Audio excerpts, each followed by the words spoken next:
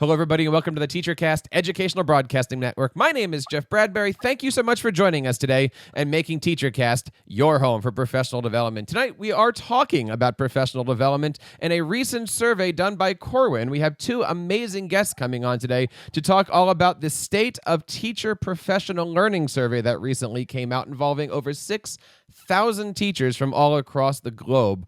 Looking forward to talking to them today about this. If you are out there and are in the professional development field, we want to hear from you. Of course, there's several great ways to be a part of this and all of our shows. You can find us on Twitter at TeacherCast. Leave us a voice message over at teachercast.net/voicemail. Email us at feedback@teachercast.net.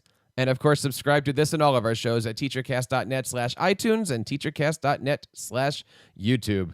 And of course, welcome back to TeacherCast. Tonight, we're talking all about professional development. My first guest is the Director of Professional Learning at Corwin. I want to bring on Dr. Sonja-Hollins Alexander. Sonja, how are you today? Welcome to TeacherCast. Thank you. I'm doing great. Thank you so much for being here. Tell us a little bit about yourself. Yes, I am the Director of Professional Learning for Corwin and just have an extensive amount of experience in K-12 education. Most recently, leaving a district in the Atlanta, Georgia area as a Director of Professional Learning and just love learning. And you've been a teacher, you've been a principal, administrator. Yes. It is so nice to have you on. Thank you so much for your time today. Thank you. My next guest is the president of Corwin. I want to bring on Mike Sule. Mike, how are you today? Welcome to the show. Thanks so much, Jeffrey. I'm doing great. Happy to be here. Tell us a little bit about yourself and what is going on these days at Corwin. Well, I've been here at Corwin for 7 years. We've gone through an extraordinary change. Really, it reflects what's been happening in professional learning in the United States and around the world. Corwin has always been a blue chip publisher of the who's who in education.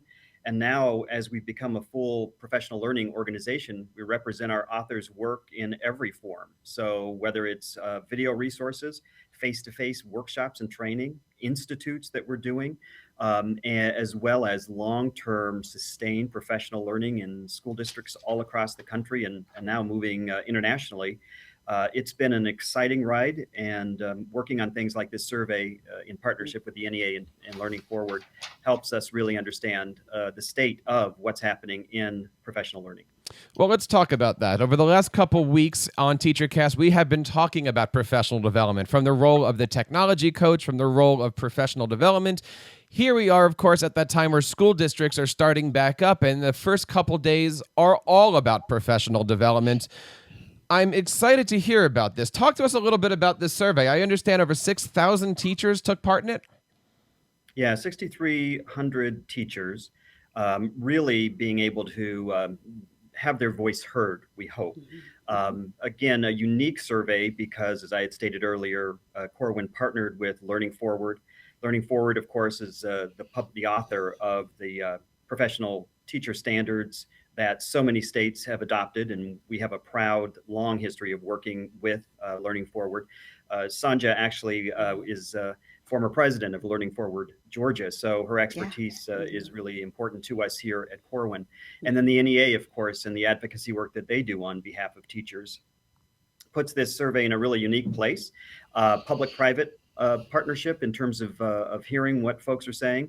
And I think part of what's extraordinary around what came out is that teachers value, almost universally, professional learning. Yeah. And part of what they know is they don't want it just to be episodic. It shouldn't be one and done. It shouldn't be, as we talk about, random acts of excellence. Instead, what they're really saying is they want to have voice, they want to have agency, a seat at the table.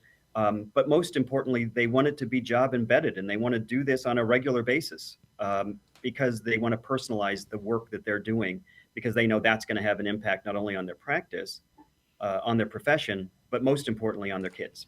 So let's take a look at the survey as we put it together here. You guys took a look at professional development from 7 different strands of professional learning, and you guys identified that as learning communities, leadership, resources, data, learning designs, implementation, and outcomes. How did you guys come to these different pillars, and what makes up some of these more important pillars here?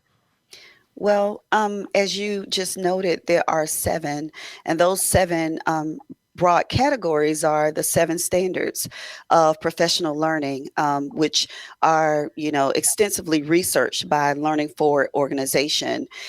And Learning Forward has an assessment called the Standards Assessment Inventory with several of the states that they've partnered with.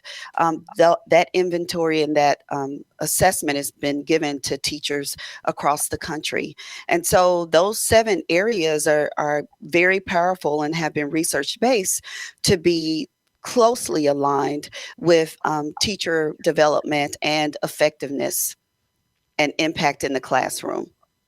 And from there, how did you take those seven standards and devise your survey? In partnership with Learning Forward, and as Mike shared, the NEA, we took the basis of those seven standards, and from that, we created. We supported questions that Learning Forward actually has already created. In addition, there were some other questions asked just to make sure that we could get full teacher input and understand their perspective around those standards. Out of everything that you guys came up with for this survey, I was absolutely amazed, and I love the findings that you guys hear. I just want to read a couple of these. It says, teachers report that their schools use student achievement data to plan professional learning, but they don't use a variety of data to assess its effectiveness. Can you talk a little bit about that? Yeah, I think one of the things that's important is we know schools and teachers themselves are swimming in data. Mhm. But what data is used often is as something that is summative, measuring the effect at the end. And what we really believe fundamentally, especially in the work that we do with John Hattie and Visible Learning, which is the largest evidence base of professional learning that's out there, is that the data that we've got, teachers should be using on a regular basis so that it's informing what their next step is. What's the next instructional move that they should make, both in terms of the whole classroom, but more importantly, the whole child that's in front of them. And Mhm. it changes from moment to moment. That's why it's the work that teachers do is so difficult and so extraordinary, and why professional learning is so important so that they can really understand what those evidence-based moves are and how to apply them, and then how to measure it to make sure that they're actually having the kind of impact that's necessary to help the child have that aha moment. And I think that's part of what you're picking up there, Jeffrey, is something where there's been a narrative in this country for the last several years that teachers don't want to don't want to do the heavy lifting, that they aren't somehow professionals, they aren't taking into account the work that they're doing, and that's just not the case. We know that to be not the case, and we can see clearly in this survey, 6,300 teachers raising their hand and saying, "I want to do more work, not less work. I want more training, not less training, and I want to have a way to measure the impact using the data that I've got around me." And that's part of the work that we do at Corwin, and certainly it's what Learning Forward and NEA advocate. It's interesting that one of your findings is that leaders are interested in providing quality professional development, but one of your other findings says teachers do not appear to be deeply involved in those decision makings. And I know a lot of school districts might say, here's four different options, which one do you want? But they might not be saying why they're providing those four options, or basically putting the choice in the hands of those teachers. When we're looking at school districts creating meaningful professional development, what recommendations do you have for them to get the teachers and the staff not only behind the decisional options, but more invested in their particular learning? Well, one of the things that is currently occurring, I think, in many school districts and is valuable is having teachers have an opportunity to set goals for their professional learning around the data. The data obviously is informing them around what the students' needs are, but many teachers are, going to using that data to determine what their learning needs are.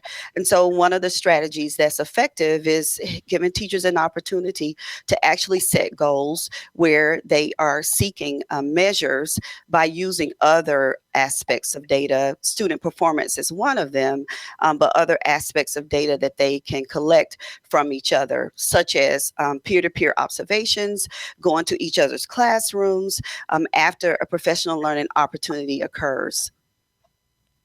I think one of the other pieces, Jeffrey, that you're picking up in that survey is there's really two undertones, right? Two ways to look at that result. One is the fact that teachers don't feel that they were brought to the table at all, and in some cases that happens. But even in a world where that happens, I think the second part of what's being expressed in that, the result of that question is, I'd feel even better about it if I just had some context. In other words, why am I going? So can you explain from a district perspective why the workshop that we're about to go into is going to be important to the work that we're doing this year? How is it part of the goal setting? What is my role supposed to be? And we do find sometimes that teachers show up at workshops with arms folded, not because they don't want to be there. It's just they don't know what it is that they were supposed to do. And sometimes the aha moment of why they have given a day or two comes at the very end. And they say, if I had just known what this was, I would have been prepared and had a much more deeply held kind of experience, because I would have known the context and been able to ask the presenters the kinds of questions that would be much more meaningful. Mm-hmm. I totally agree. As a teacher, sometimes we are told to go into professional development. And, I also kind of tying this in, one of your last findings here is that teachers report that they're not provided the adequate time during the school day. And that's so true. Many school districts right now give a half day because they just want to get the teachers in and then to their classrooms. But that half day of learning could easily be brought out to being a full day or over a 2 or 3 day period. What do you find schools are using in this first couple days of school? Do you find a lot of schools are doing half day, full day, multiple day? And how are you seeing schools set teachers up for success in the first marking period by using professional development methods? Yeah. So, one of the things, I'd like to just note, which of course was mentioned in the introduction, is I just recently transitioned from working in a school district and being very instrumental in designing what that time would look like. And I would say to you that many districts and schools are considering how to target that learning around, district initiatives.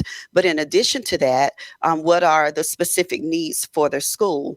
So now that we're, able to access data, I think in a more meaningful way, and it's more accessible than it has been in the past. When teachers start the school year, the decision making around what the focus of professional learning can be, I think we're just better able to do that. So many of those days are totally spent for professional learning. But what we hear teachers saying, particularly for those days when it's time for them to, start the school year, is they would like to spend a little bit more time in their classroom structuring the classroom environment so that it is very receptive to the students coming into the building. So there has to be a balance between the two of those because professional learning is very valuable. But at the same time, we do have to give teachers that time to prepare themselves for the beginning of the school year and the entry of the students. And it's important that teachers get to know their students early on so that the professional learning that they're offered in the earlier months of the year is specific and targeted and relevant to the needs of their classroom. I want to ask you guys a question here that's kind of been on my mind ever since I went through the survey here. When we're looking at the state of professional development these days, and we have a chance to talk to a lot of teachers from a lot of places on TeacherCast here, there seems to be two different kinds of professional development going on. And sometimes we qualify that as saying weekday professional development and weekend professional development. And I know sometimes when we're looking at professional development and surveys and stuff, we're looking at things that schools identify and then train their teachers on. But then over the last 6 years, we've had these unconference movements that are professional development, and they're not necessarily data driven. They're incredible voluntary learning experiences. How do you find teachers are taking to the differences between top down, you must because things like, it's the beginning of the school year. Everybody has to do bloodborne pathogens and HIV and all these different trainings, professional development, versus just going to a weekend ed camp, relaxing, and spending time learning in a comfortable environment with other teachers? Mm-hmm. That's Well, a great question. Go ahead, Sonia. yeah. Yeah. I was just going to say, I think what's pretty awesome is that we're getting to the place where we have options for teachers. And things such as Ed Camp is one example of that. But even as we consider more blended opportunities for learning, teachers are giving. I think they're having more input in the decision that they make around the type, the structure, and the design for professional learning. And from my experiences, I believe that I saw teachers feeling pretty empowered by having a choice, whether it's an online or blended opportunity and they have access 24 hours a day, or they make a choice to go to an ed camp on a weekend where they see relevancy specifically to the needs of their classroom. And so the opportunity for us to expand the options, I think, is growing in the field. And I believe from my experiences that teachers are truly seeing the value of that, which then leads, to types of opportunities where teachers can engage in micro-credentialed opportunities that are more targeted and specific to their needs and related to specific teacher competencies.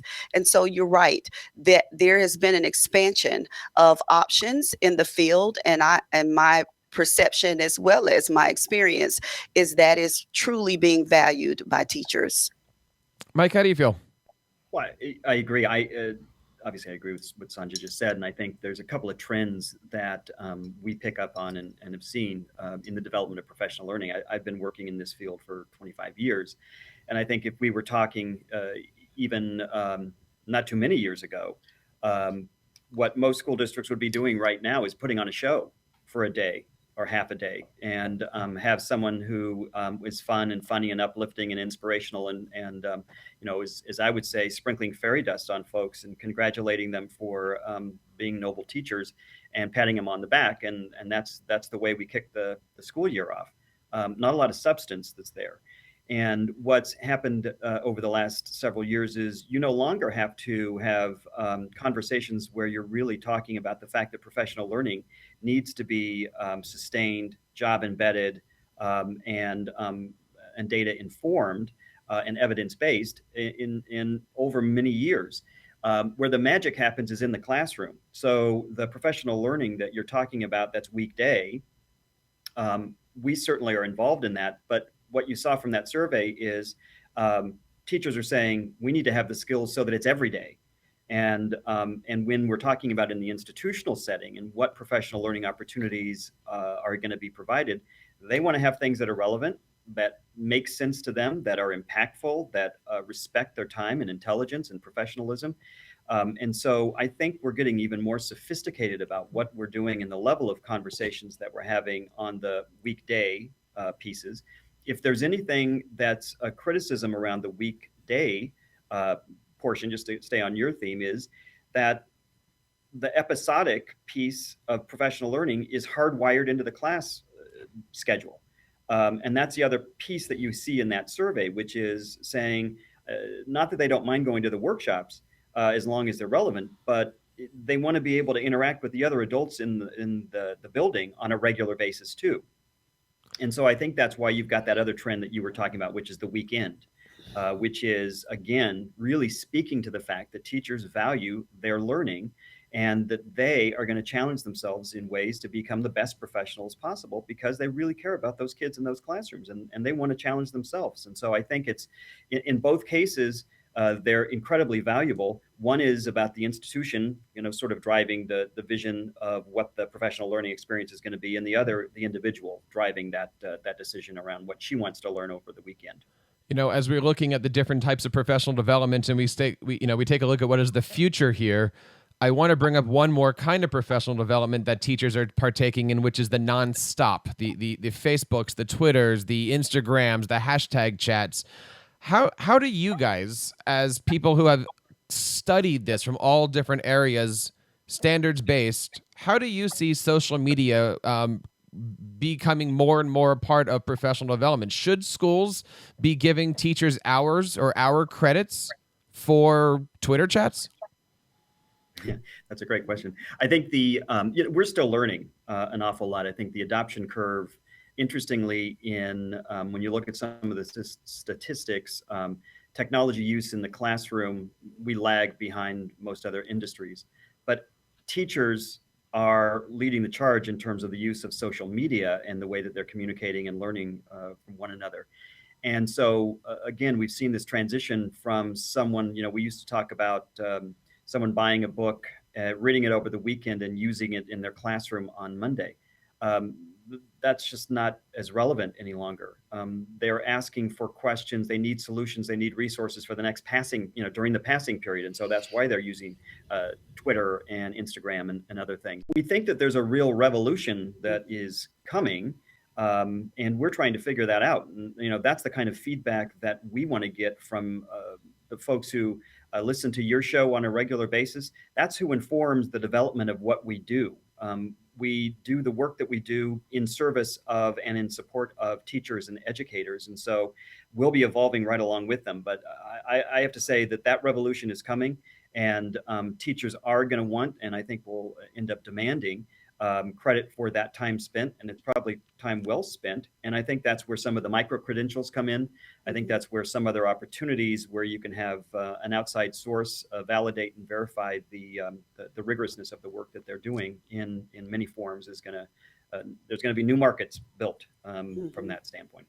And Mike, in support of what you're saying, when you think about, Jeff, the opportunities that exist through different social media platforms, again, it allows teachers to extend their learning opportunities and access information in many different ways, which is going to just continue to, I think, provide extensive information, knowledge, as well as research around what are the most effective ways to support students. What we know, and I think, teachers have communicated this for a long time, is that our classrooms are, they truly are reflective of many differences in learning styles and opportunities for students. And so we have to have more access in knowing how to better prepare ourselves to address the specific and individual needs. And as Mike shared, the commitment and the passion that teachers have about the students in their classrooms and wanting to make sure that they're extremely prepared, will continue to give them opportunities to seek additional information, whether it is in the form of a book or in the form of reaching out to another teacher who has had a similar, challenge or experience, and finding real valuable real-time opportunities and examples from each other. And so, just as someone actually wrote a blog for our Corwin Connect around a year ago that talked about 15 different ways that teachers can engage in professional learning without leaving their bedrooms. So it is important, I think, that we continue to value how social media and those outlets are informing and supporting, I think, the extensive array of knowledge building around professional learning for teachers and leaders and educators. The survey is called The State of Teacher Professional Learning. My guests today are Dr. Sonja-Hollins Alexander, the Director of Professional Learning, and Mike Soule, the President of Corwin. Guys, I want to talk to you briefly here about your findings. You guys have 3 recommendations for what the status of professional development could be here. Let's just take a moment to talk about these 3 recommendations. The first one here says we're recommending to provide opportunities for continuous job-embedded professional learning. Let's talk a little bit about that. Well, I think when we talk about continuous job-embedded professional learning, it really goes back to a lot of what we've been talking about with you from the beginning, Jeffrey, which is that schools and teachers should be in alignment in terms of what is it that they're all trying to accomplish. And if what our problem of practice generally is potentially English language arts, math, and it could be academic language, or a focus on our L population, or a focus on equity, then how are we going to attend to those things? And again, it's not about it being episodic. It's about it being embedded in the work that we do every day. How are we being honest about our practice? What are the moves that we need to make? And how can we hold each other to account in a good way? This is about creating positive learning laboratories in each classroom, and really positive learning organizations in each school and in each district. And I think we collectively as a profession have to do a better job of talking about the fact that we're always progressing forward. We're learning new things. We're getting new evidence and findings around how to do the work that we do. And so the only way that it's going to be informed is by being job embedded. As John Hattie recently said when we were together, the age of evidence-based research is over. Where the real impact is evidence-based teacher practice. And we really talk about the fact that we want to have teachers who move beyond saying, I think or I feel, to being empowered to say, I know. And I know because it's informed by the work I do every day, and it's informed by the research that's out there. And I am a professional, and I got to be counted and be trusted in that way. And so I think we're in the midst of something that could be pretty extraordinary if we find the right words, the right coalitions, and empower our teachers to do the right things in their classrooms. I love that term, learning laboratories. I'm gonna remember on that one. Your other two here are use a variety of sources of data to plan and assess professional learning, and then finally include teachers in the decision making about their own professional learning. When we're looking at this year and when we're looking at things moving forward, what should a school district be thinking about as they start the next school year? How can we use this entire school year here as a school district to set our teachers up and our students up for success? Let's start with Sonja there, and then Mike will give you the last word. Yeah. So as Mike referenced just a second ago, and I like the term too, Jeff, the learning laboratory. That's really cool. And so when we talk about data collection, we're talking about real-time observation data, what teachers and leaders in educational leaders see in the classrooms and in the schools. And so what can and what will happen this year, I feel very confident, is that schools will look at the experiences that they are engaged in and consider, specific goals and targets for their students. And it's the perfect time for them to think about, am I, meeting those targets? And if I'm not, having the right conversations with each other around what may be the challenges and what can I do to move forward. And I would say to you that I think that not only is going to happen to inform them for next year, but that schools and school districts will actually engage in that this year. That process really is never ending. It is a process of job embedded and considering the deep implementation opportunities of applying what I think teachers and leaders learn from professional learning, but adjustments along the way when they see that there is a need. So those adjustments will definitely occur within this school year, but that which they learn from this school year will help to inform them for next year and years to come. The beauty about schools, I think, and just, my love for being there for over 20 plus years is, we are always seeking to see what's the best way to do our jobs so that we can make the greatest impact on teaching and learning for students. That focus never leaves sight of educators. And so I'm certain that this year and years to follow, whatever data they receive from what's happening in those buildings now is going to be very supportive of what happens for them in years to come. Mike, you got to follow that. That's pretty cool. I know. That's why we hired her. I think building off of the data theme which is very important, is that I would encourage districts to use this year to have very honest conversations, which is how are we looking at holistically the work that we're trying to accomplish so that kids can own their own learning, so that teachers' voice is heard and they feel empowered, and that we're all rowing in the same direction. And oftentimes, what ends up happening in conversations and in decision making is we put things into boxes instead of realizing that they're all interconnected and we've got to address them all at the same time. I'll give you an example.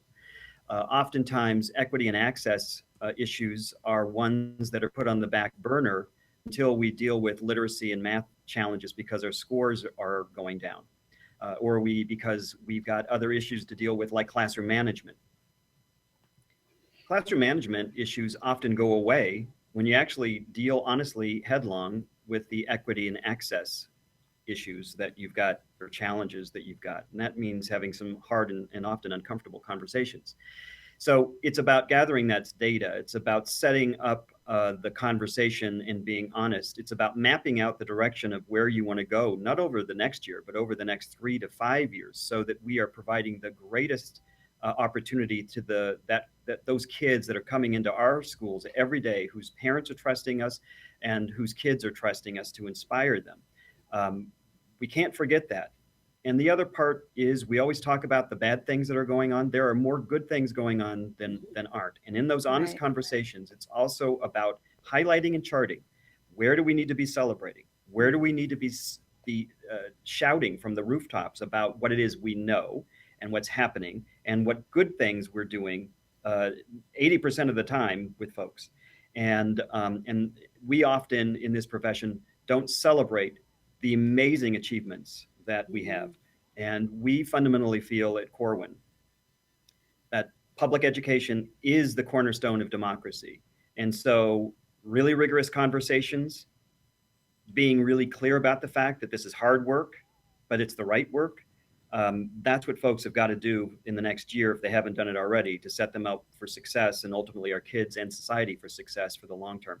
We're really passionate about this work, as you can tell. We get excited about it every single day, and really lucky that we were also able to work with the NEA and Learning Forward on this very important, we think, groundbreaking research. Yes. Well, I certainly hope everybody who's listening to this takes a moment. The survey is going to be linked over on TeacherCast, of course, for our blog post here. Guys, I want to say thank you so much for sharing your passions here and talking to this. The survey is absolutely awesome.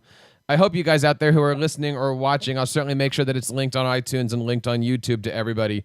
Dr. Alexander, tell us a little bit about where we can get a hold of you if we have any questions about the survey. Email, Twitter, anything like that. Yes, so certainly email, my email address here at Corwin. My contact information is on the Corwin webpage, but getting in contact with me by email would probably be the best way. But would love to just continue to engage with people and just continue the conversation. Excellent. And Mike, where can we find out more information about the great things happening at Corwin? I'm happy to, obviously you can look at the Corwin website at corwin.com, but certainly happy to take any questions as well at mike.soules, SOULES, at corwin.com. I have a Twitter handle, but I must admit, Jeffrey, unlike you, I need some lessons. So I haven't tweeted in a while. So email for me is still the best. Guys, one more time, thank you so much. And out there, thank you guys for making TeacherCast your home for professional development. I hope everybody's enjoying the beginning of the school year, or as we are right here, the end of the summertime. There's, of course, several great ways that you can be a part of this and all of those shows on TeacherCast, Educational Broadcasting Network. You can find us on Twitter at TeacherCast. Leave us a voicemail over at teachercast.net/voicemail. Email us at feedback@teachercast.net. And please take a moment to subscribe to this and all of our shows over at teachercast.net/iTunes and teachercast.net/YouTube. On behalf of everybody here on TeacherCast, my name is Jeff Bradbury, reminding you to keep up the great work in your classrooms and continue sharing your passions with your students.